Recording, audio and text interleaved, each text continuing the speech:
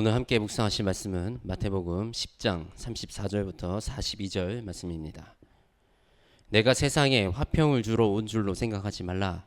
화평이 아니요 검을 주러 왔노라. 내가 온 것은 사람이 그 아버지와 딸이 어머니와 며느리가 시어머니와 불화하게 하려 함이니 사람의 원수가 자기 집안 식구로라. 아버지나 어머니를 나보다 더 사랑하는 자는 내게 합당하지 아니하고 아들이나 딸을 나보다 더 사랑하는 자도 내게 합당하지 아니하며 또 자기 십자가를 지고 나를 따르지 않는 자도 내게 합당하지 아니하니라. 자기 목숨을 얻는 자는 잃을 것이요 나를 위하여 자기 목숨을 잃는 자는 얻으리라. 아멘. 저도 이 모태신앙이지만 이 많은 모태신앙 아이들이 겪는 이 비슷한 문제들이 있습니다.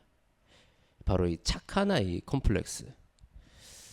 자기 자신이 꼭 착해야 된다고 생각을 하고 화도 못 내고 또 내 주변에 발생되는 어떤 문제의 원인을 자기 자신에게 돌리기도 합니다. 너무 착해서 그러죠. 저도 그런 아이 중에 하나였습니다.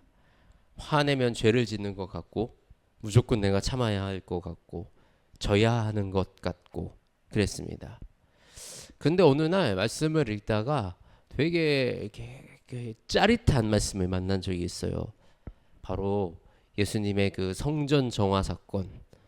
성전에서 장사하는 사람들에게 화를 불같이 내시면서 이 장사 판을 그냥 엎어버리시는 이 모습을 보고 와, 예수님도 화를 이렇게 과격하게 내셨구나 라는 그런 마음을, 그런 생각을 한 적이 있습니다.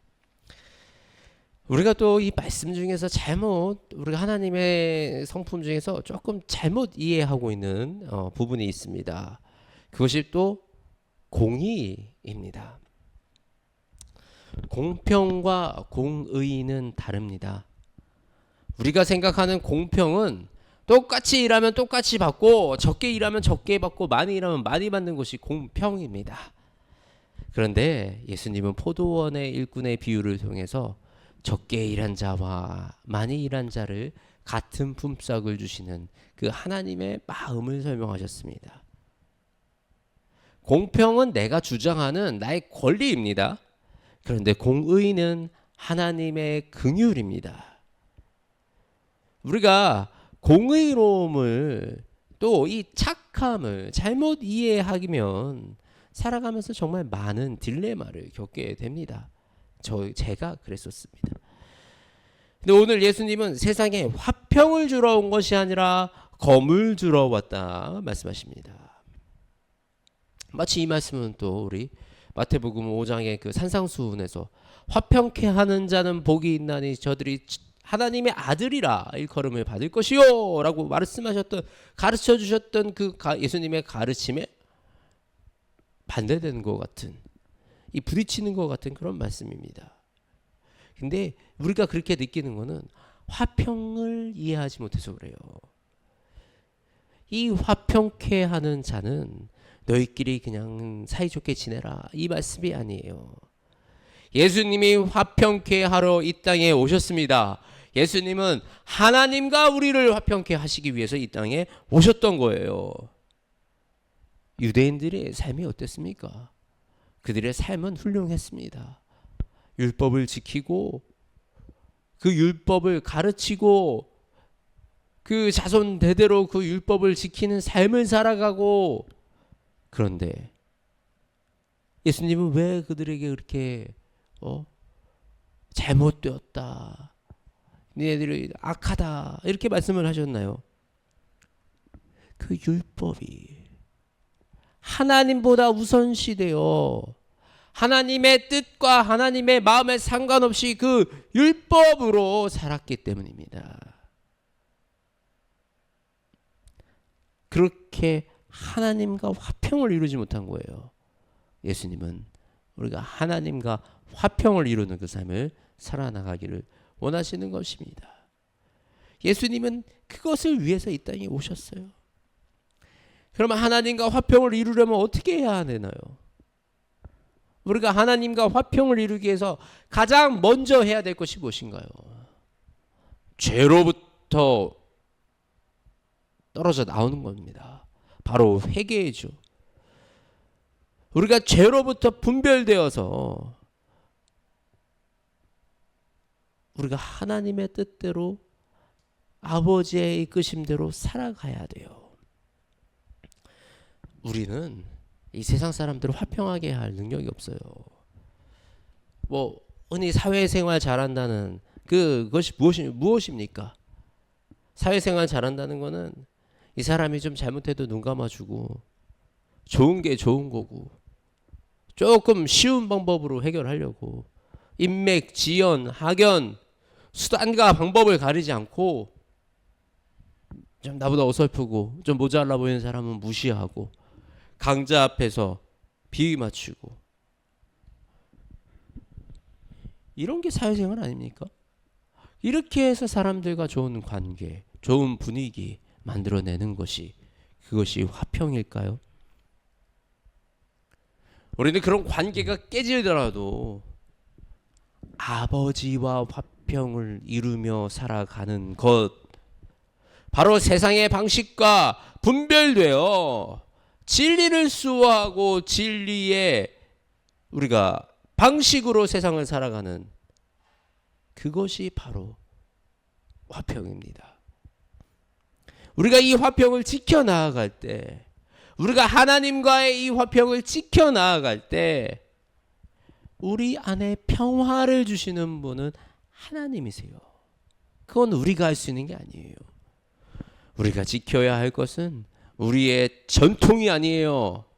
하나님의 말씀. 자기 십자가를 지고 나를 따르지 않는 자도 내게 합당하지 않느니라 하니라.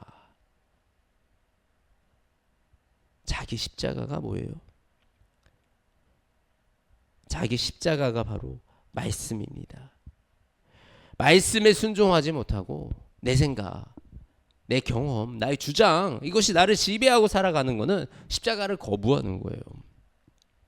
나는 죽고 온전히 예수 그리스도로, 예수님의 가르침으로, 이 말씀으로 살아가는 것이, 그것이 바로 자기의 십자가를 지고 살아가는 것입니다. 이렇게 하면 안 될 것 같은데, 예수님이 이거는 우리가 못하는 거잖아요. 이거 될 것 같은데 안 될 것 같은데, 이런 생각 집어넣고, 내가 해봤는데요, 그거는 이게 더 좋아요, 그런 생각 집어넣고, 나의 경험과 나의 생각과 나의 주장이 아니라 하나님의 말씀에 순종해서 하나님의 말씀으로 우리가 이 땅에 살아갈 때 비로소 우리가 이 십자가를 지고 아버지의 능력으로 이 땅에 살아가는 그 일을 경험하게 되는 것입니다.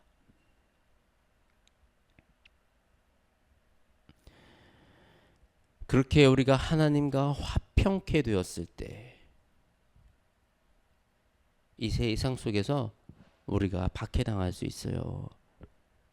우리가 세상 사람들과 구별되어서 쟤들은 뭐야, 지네 뭐가 저렇게 잘났는데 라는 얘기를 들을 수도 있어요. 시기를 받을 수도 있어요. 저 예수쟁이들 비난을 받을 수도 있어요. 그렇게 우리가 비난받는 것이 우리의 영광인 줄 믿습니다. 예수님이 이 주신 검을 사용해서 먼저 나에게 있는 그 죄를 끊어버리고, 그리고 온전히 그 십자가의 그 말씀을 가지고 우리가 이 땅에 살아갈 때 하나님의 놀라운 일들이, 그 놀라운 은혜가 우리의 삶에 가득하기를 주님의 이름으로 축복합니다. 하나님, 오늘 예수님의 그 말씀을 통하여 아버지, 예수님이 화평케 하러 오신 것이 아니라 검을 주러 오셨다라는 그 말씀을 우리가 살펴봤습니다. 진리의 검, 성령의 검을 우리에게 주셨사오니 아버지, 우리가 이 검을 가지고 내 안에 있는 죄와 내 안에 있는 썩은 것들을 도려내고 오직 나는 죽고 예수님만 살아나가는, 내가 이 진리로 분별되어 이 세상에 분별되어 살아가는 그 일을 감당하며 살아갈 수 있도록 도와주시옵소서. 그리하여 아버지, 우리가 아버지와 화평할 때, 우리가 아버지와 하나님 아버지와 화평케 될 때, 아버지, 우리를 통하여 이 땅에 주님 평화를 허락하여 주시고 평안을 더하여 주시어서 우리 안에서 날마다 주님의 그 크신 은혜를 경험하게 인도하여 주시옵소서. 아버지, 이제 월요일 새 아침을 시작합니다. 아직 더위 가시지 않은 이 더위 때문에 지쳐있는 육신들 주님 회복하여 주시고, 아버지, 이번 한 주도 주님 안에서 나의 십자가를 지고 이 땅에서 주신 소명 감당하며 살아가는 아버지 주의 백성들이 될 수 있도록 그 능력과 힘과 모든 상황 더하여 주시옵소서. 우리 주 예수님의 이름으로 기도드립니다. 아멘.